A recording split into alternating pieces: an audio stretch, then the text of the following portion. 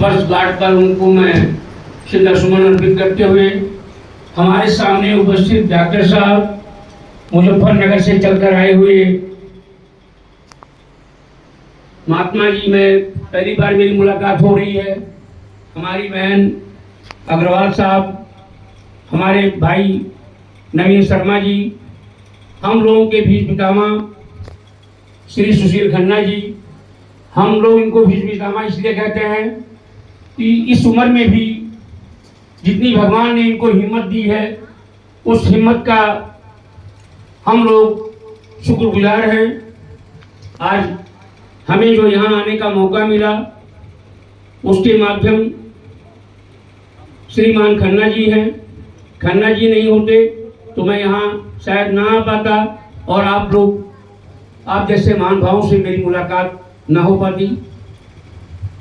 हमारे मामू जी क्या कहते हैं, आप इन सभी लोगों का मैं आवाज़ सुना। इन सबको बातों सुनने के बाद में मैं, देखिए, हिंदू हृदय सम्राट माननीय बाला साहब ठाकरे का शिष्य होने के नाते मेरे भी अंदर जज्बात है, लेकिन मैं उद्धव साहब के साथ आज भी लगा हुआ हूँ, इसलिए कि उन्होंने जो आजकल देश में ये आपस का प्यार खत्म किया जा रहा है, इसको छोड़ते हुए वो आज जहाँ भी है सभी लोग जानते हैं, इसीलिए हम लोग भी उनके साथ बने हुए हैं कि आज एकता की जरूरत है। सारे विश्व में,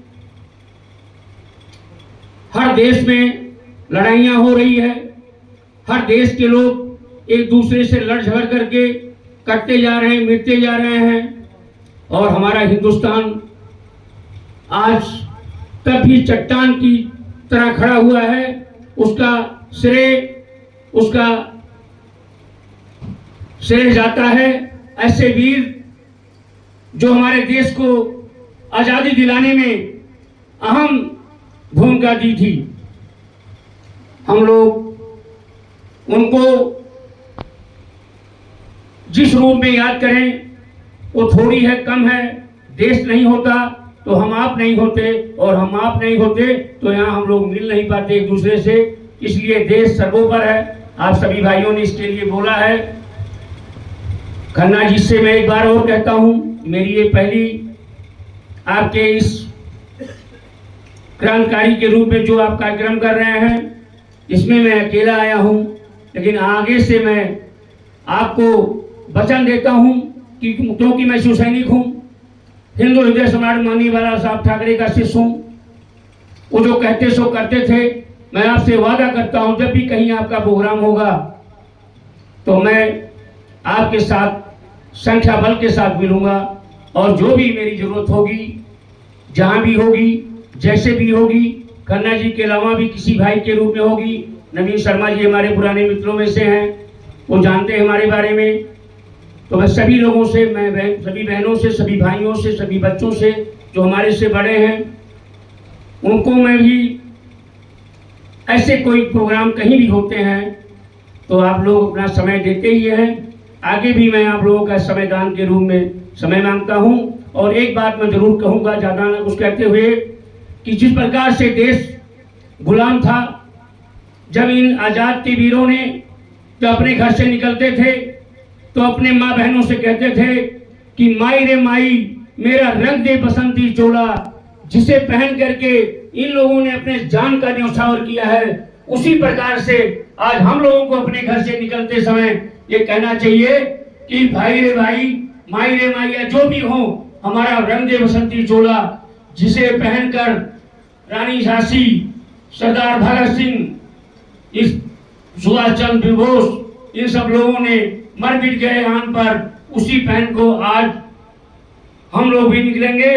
और देश में जो कुरीतियां फैल रही हैं, जो भी हो रहा है, चाहे माताओं के खिलाफ, चाहे बहनों के खिलाफ, चाहे किसी को अधिकार नहीं मिल रहा है, सम्मान नहीं मिल रहा है, देश में कुछ नहीं हो रहा है। मैं यहाँ राजनीति करने नहीं आया हूँ, खाली देश में आपस में भाईचारा को कम किया जा रहा है। और ऐसे अगर भाईचारा कम होती रह गई तो जैसे आप लोगों ने कहा, मैं भी उसको कहता हूँ कि एक दिन ऐसा आएगा कि आपस में ही खून खराबा होगा और देश खतरे के कगार पे पहुंच जाएगा तो ये सब की होने की जरूरत नहीं है। लोग राजनीति रोटियां सेक रहे हैं, ये ज्यादा दिन नहीं चलेगा। झूठ का छलावा धीरे धीरे कम हो रहा है। झूठ का छलावा बहुत दिन तक नहीं जो चलता है। हर आदमी जागरूक है, पढ़ा लिखा है।